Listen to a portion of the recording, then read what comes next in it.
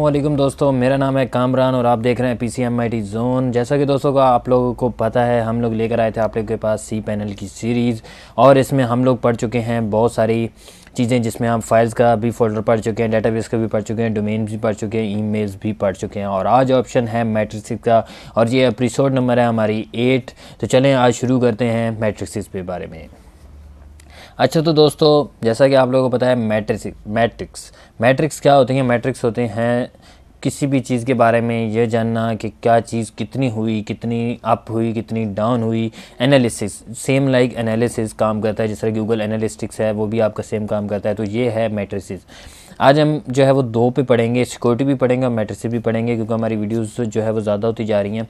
मैं कोशिश कर रहा हूँ कि जितना कम हो सके, जितने थोड़े टाइम में मैं आप लोगों को अच्छे तरीके से समझा सकूँ, मैं समझाता हूँ।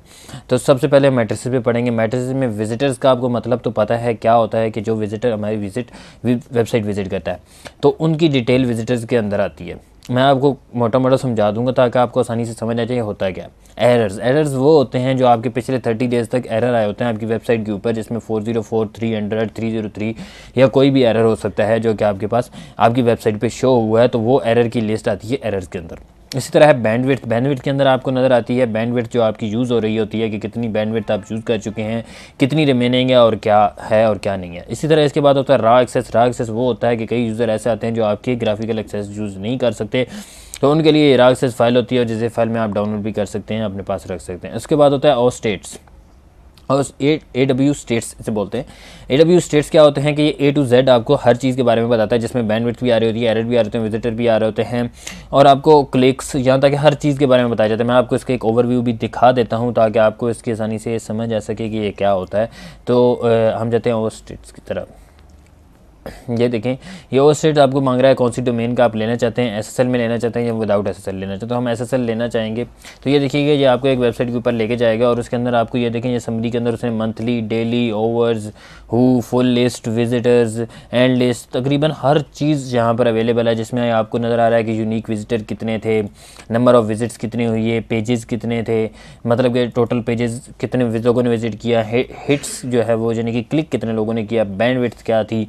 और ये सेम आपको ग्राफिकली व्यू में भी आपको नज़र आ रहा होगा। पर मंथ की डिटेल्स ये आ रही होती है, ये तो पूरे साल की डिटेल होती है, और with per month, with day, time, तकरीबन हर चीज़ आपको मिल रही होगी। इसके अंदर कीवर्ड्स तक आपको मिलते हैं कि किसी कीवर्ड से आपको सर्च किया जा रहा है, और डिटेल्स ये होती हैं कि विज़िट की ड्यूरेशन क्या था, सबसे ज़्यादा विज़िट कितने टाइम तक आपकी वेबसाइट पे रहा, और उसने क्या क्या चीज़ें स्पेंड की, कौन कौन सी फाइलें ओपन की। तकरीबन all the things are available here. यहाँ पर हर चीज़ अवेलेबल होती है जो कि आप देखना चाहते हैं अपनी वेबसाइट के बारे में। तो अगर आप स्टैटिस्टिक्स देखना चाहते हैं अपनी वेबसाइट्स के, तो सिंपल है कि AW स्टेट्स पे आप जाएं और वहाँ से आपको मिल जाएंगे ये स्टैटिस्टिक्स, सिंपल सा अपनी वेबसाइट के बारे में। अच्छा तो दोस्तों, क्या क्या होता है मैट्रिक्स एडिटर। ये क्या होता है मैट्रिक्स एडिटर के बारे में एक व्यू आप दिखा देता हूँ। ये देखें, इसमें लिखा हुआ है this icon indicate that the state program is locked by administrator. ये एडमिनिस्ट्रेटर ने बेसिकली आपके होस्टिंग प्रोवाइडर ने ही इसे लॉक किया होता है, और इसमें ये होता है कि आप कौन कौन सी चीज़ें देख सकते हैं, ये वो उसको बताता है कि इसमें जो यूज़र है वो क्या क्या चीज़ें देख सकता है। तो उसने वो उनको लॉक कर दिया है। तो ये तकरीबन हर होस्टिंग प्रोवाइडर जो है वो लॉक कर देता है, तो आप इसे एडिट नहीं कर पाते। उसके बाद आगे CPU and concern connection usages. ये क्या होता है, ये होता है जो आपको आपका यूज़र बताता है कि आपको CPU कितना प्रोवाइड किया गया, जिस तरह कि मैं यहाँ पर दिखाने की कोशिश करता हूँ लेकिन मेरे पास शो नहीं हो रहा। चलें, ये क्या होता है, इसके अंदर आपको पता चलता है आपका CPU के कितना आप एक्टिविटी जब आप रही, तो आपके CPU ने क्या क्या एक्टिविटी में परफॉर्म किया। क्योंकि 100% का आपके पास CPU होता है, उसने प्रोसेस कब स्टार्ट किए, ख़त्म किए, इस वक्त ओके है, क्या हो रहा है। क्योंकि मेरे इस वक्त कोई प्रोसेस नहीं चल रहा है इस वेबसाइट के ऊपर, तो इसलिए कोई भी चीज़ इस वक्त अवेलेबल नहीं है CPU के ऊपर, तो CPU पे कोई दबाव भी नहीं है, सिंपल सा काम कर रहा है, इसलिए किसी किस्म का दबाव नहीं है। तो ये दोस्तों ये होता है मैट्रिक्स, और इसके अंदर होते हैं ये सारी चीज़ें, यानी कि विजिटर्स आप देख सकते हैं, एरर देख सकते हैं, बैंडविड्थ देख सकते हैं, रॉ स्टेट्स हर चीज़ आप देख सकते हैं। ये होता है मैट्रिसेस। उसके बाद क्योंकि मैंने बोला था मैं आप दूसरा भी ऑप्शन बताऊंगा सिक्योरिटी का, तो सिक्योरिटी क्या होती है इसको भी मैं मोटा मोटा पहले भी आप लोगों को शायद बता चुका हूँ, जो मैंने मेन फाइल अपलोड की थी सी पैनल की, कि सी पैनल क्या है। तो उसी फाइल के साथ की ये भी एक फ़ाइल है, और इस फाइल में हम बताते हैं आपको।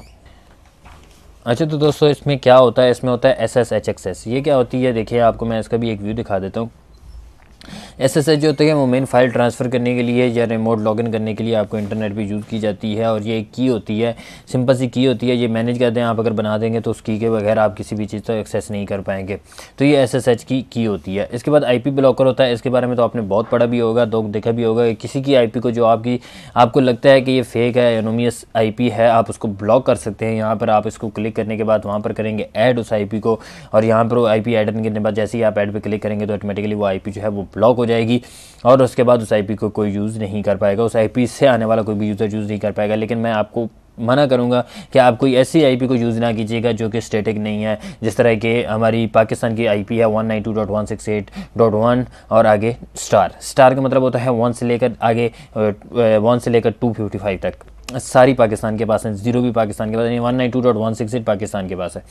तो इस तरह की 192.168.1.0.0 अगर आपने लगा दिया या 0. लगा दिया तो जितनी भी IP होंगी पाकिस्तान से वो इस तक एक्सेस नहीं कर पाएंगी। इस तरह अगर आप किसी कंट्री को ब्लॉक करना चाहते हैं तो आप इस IP ब्लॉकर से ज़रूर ब्लॉक कर सकते हैं, लेकिन वो भी सिर्फ मखसूस। SSL और TSL क्या है?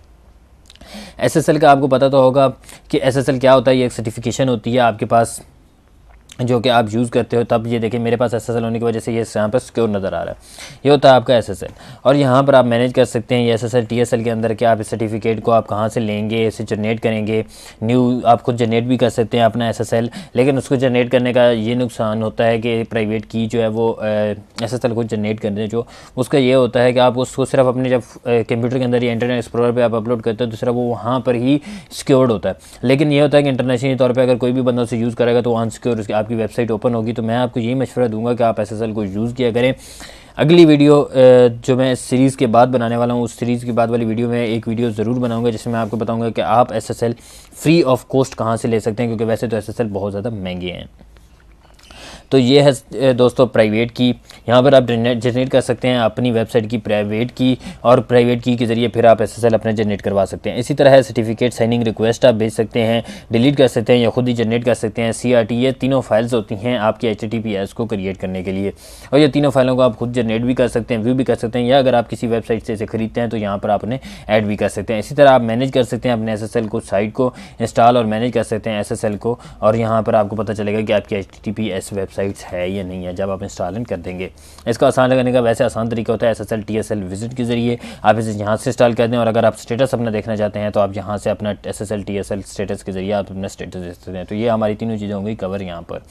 उसके बाद आएगा hot link protection. Hot link protection क्या होती है? हॉट लिंक प्रोटेक्शन बहुत ही कमाल की चीज़ होती है। हॉट लिंक प्रोटेक्शन आपको प्रिवेंट करती है, मतलब कि आपको बचाती है other website directory link to files.